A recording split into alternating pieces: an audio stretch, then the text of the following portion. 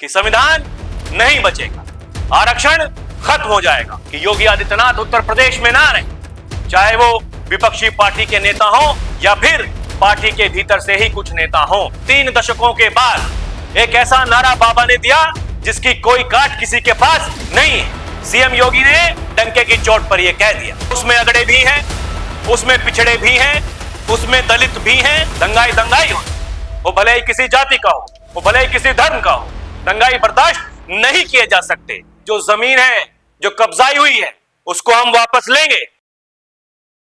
नमस्कार दर्शकों, DNP India में आपका स्वागत है। मैं हूं आपके साथ राहुल चौधरी।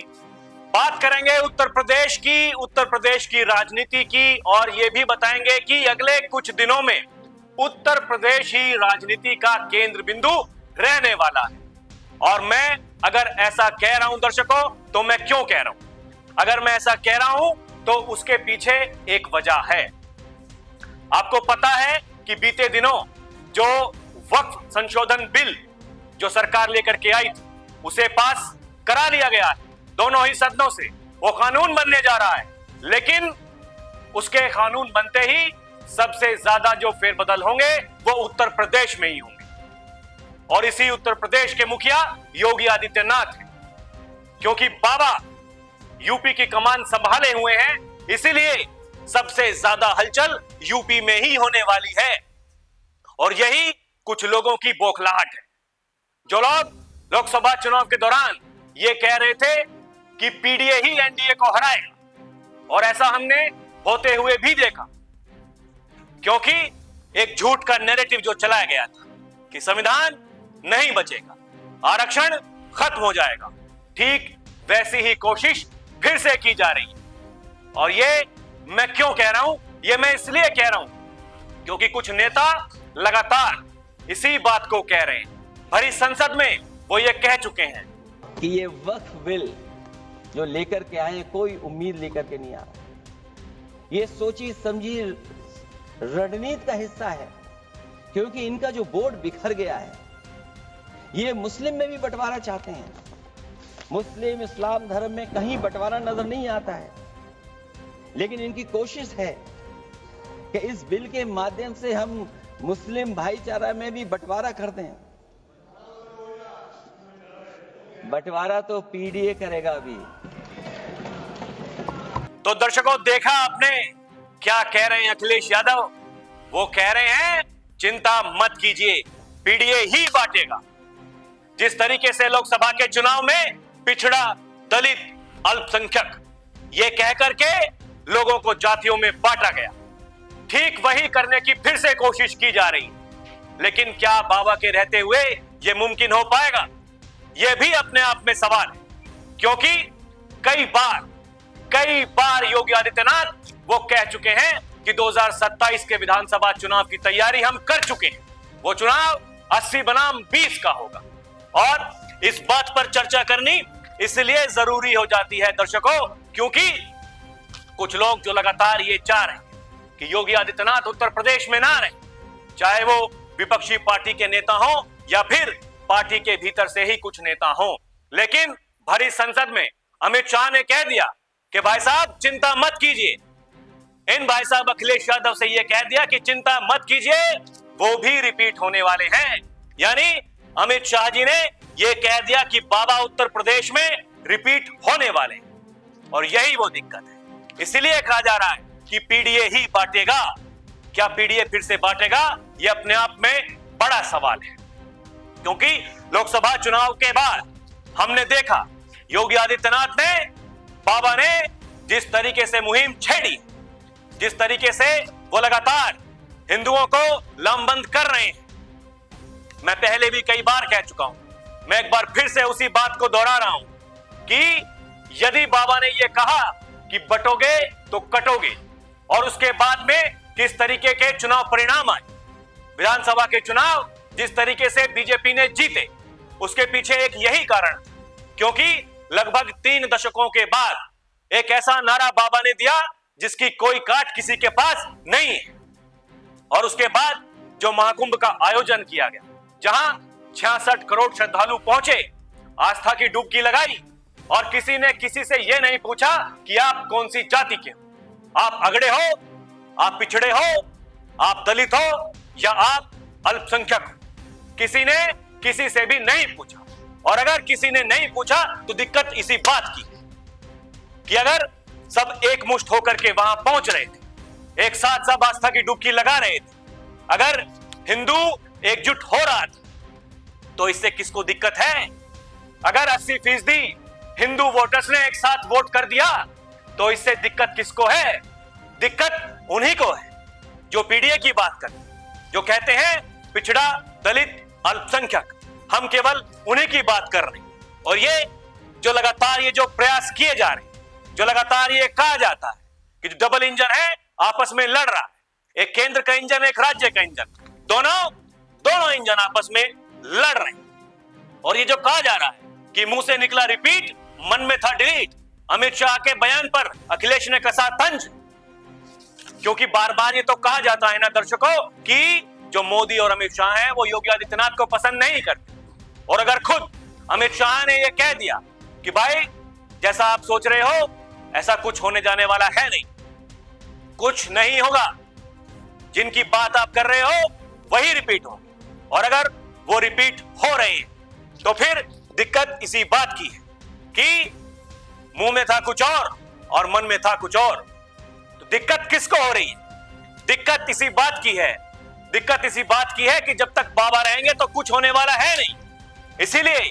इसीलिए ये पीडीए की बात हो रही है दर्शकों। यही मैं कह रहा हूं। बाबा जब कहते हैं कि 80-20, ये देखिए 80-20 की बात करते हैं। यूपी चुनाव 2027 की रणनीति तय, 80-20 के फॉर्मूले के साथ उतरेगी बीजेपी। सीएम योगी ने डंके की चोट पर यह कह दिया।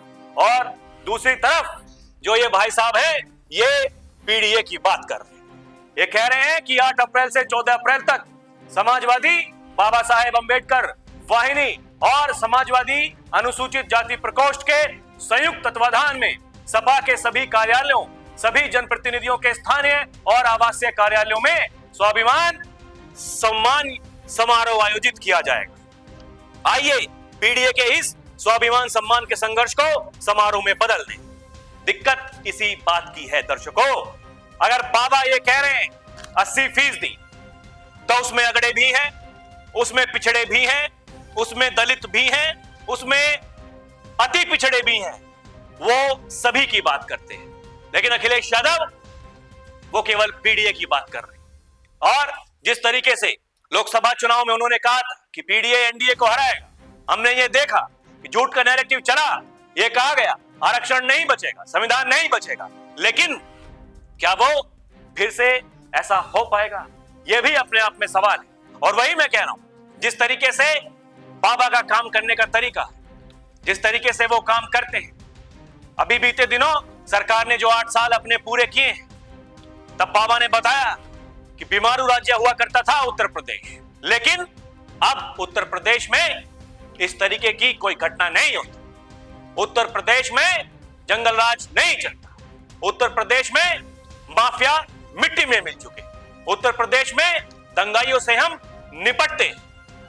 दंगाइयों से कैसे निपटना है हमने उसका भी प्रावधान किया हुआ है। आपने देखा होगा दर्शकों कि जो वक्फ संशोधन जो कानून बन रहा है उसको लेकर के पूरे देश भर में जगह जगह धरने हो रहे। उत्तर प्रदेश में क्या आपने ऐसा देखा? क्या कहीं दंगे हुए? नहीं हुए। और अगर नहीं हो रहे हैं तो इसका मतलब है कि बाबा ने एक ऐसा कानून बनाया हुआ है दंगाइयों से कैसे निपटना है, कैसे उनका इलाज करना है।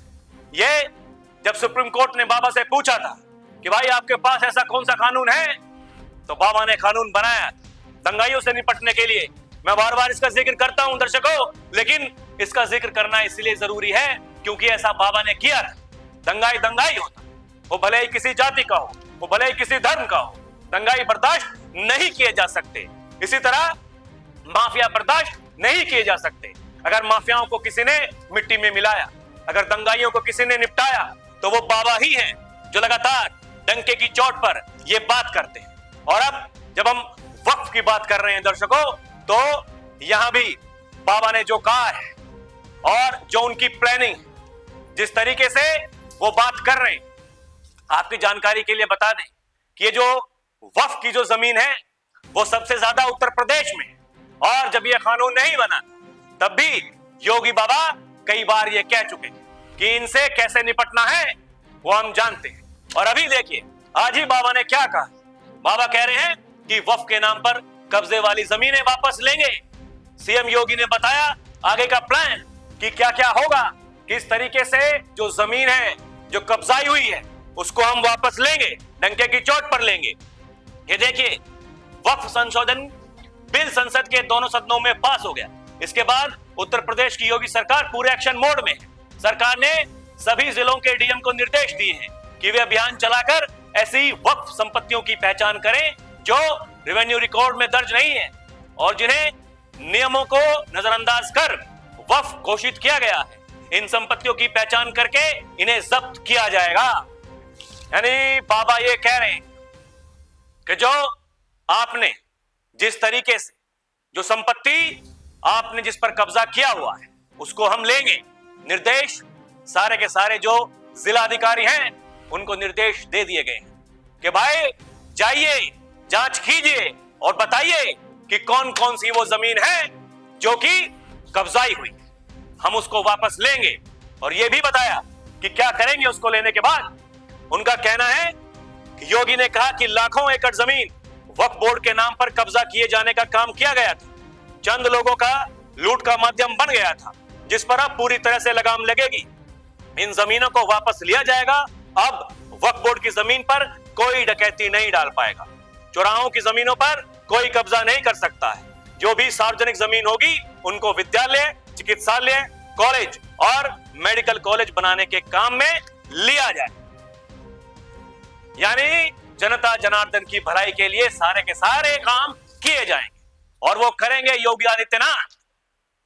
जिस तरीके से वो लगातार आदेश दे रहे हैं कि भाई अगर हम कह रहे हैं कि ये जो कब्जा जो किया हुआ था, कौन थे वो लैंड माफिया जिन्होंने कब्जा कर रखा था, उन्हीं पे से ये जमीन वापस लेनी है और जो जनता जनार्दन की जो भलाई होनी उन्हीं पर काम किया जाएगा।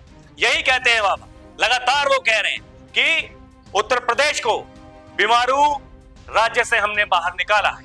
आज लोग उत्तर प्रदेश के मॉडल की बात करते हैं, किस तरीके से उत्तर प्रदेश में काम होता है, लोग उसकी बात करते हैं। तो यही वो दिक्कत है। दिक्कत इसी बात की। ये पीडीए इसलिए ही याद आ रहा है दर्शकों क्योंकि बाबा 80% की बात करते हैं। बाबा कहते हैं कि हमें सबका वोट चाहिए, हम सबकी भलाई के लिए काम करेंगे, हम ऐसा कोई काम नहीं करेंगे जिससे कि भेदभाव हो। और इसी बात पर जनता ने मोहर लगाई थी। विधानसभा के उपचुनाव के नतीजे उसी की तहत आए थे। जिस तरीके से बाबा लगातार काम कर रहे हैं, जो उनका काम करने का तरीका है। अगर बीजेपी ने लोकसभा चुनाव के बाद में कई विधानसभा में जाकर के चुनाव जीता है तो उसके पीछे कारण यही है। अगर योगी बाबा ये कहते हैं कि बटोगे तो कटोगे, उसके पीछे कारण यही है। अगर महाकुंभ में 66 करोड़ श्रद्धालु जाकर के आस्था की डुबकी लगा रहे हैं तो उसके पीछे कारण यही है। और अगर पीडीए की बात हो रही और ये कहा जा रहा है कि पीडीए ही फिर से बांटेगा तो आप ये समझ सकते हैं दर्शकों ये इशारा किस ओर है, ये क्या करने की तैयारी है। और कौन है वो लोग जो लगातार ये कोशिश कर रहे हैं, वो यही है जिन्हें पता है कि जब तक बाबा सूबे में रहेंगे आपके लिए कुछ होने वाला है नहीं। इसीलिए वो पीडीए की बात करते हैं और इसीलिए बाबा पूरे समाज की बात करते हैं। यही वो फर्क है और यही वो फर्क है जो कि लगातार योगी आदित्यनाथ को लोकप्रिय बनाते जा रहा है। यही वो कारण है कि बाबा रिकॉर्ड बना चुके हैं और यही वो कारण है कि बाबा फिर से एक रिकॉर्ड बनाने वाले। और इस बात पर मुहर अब पार्टी के केंद्रीय नेतृत्व ने भी लगा दी। और यही दिक्कत है जो कि लगातार इस तरह के सपने आ रहे हैं कि भाई हमारा क्या होगा, तो क्या होगा उसका करेंगे इंतजार। लेकिन अभी के लिए इतना ही। आप देखते रहें डीएनपी इंडिया, हर खबर भरोसे के साथ। नमस्कार।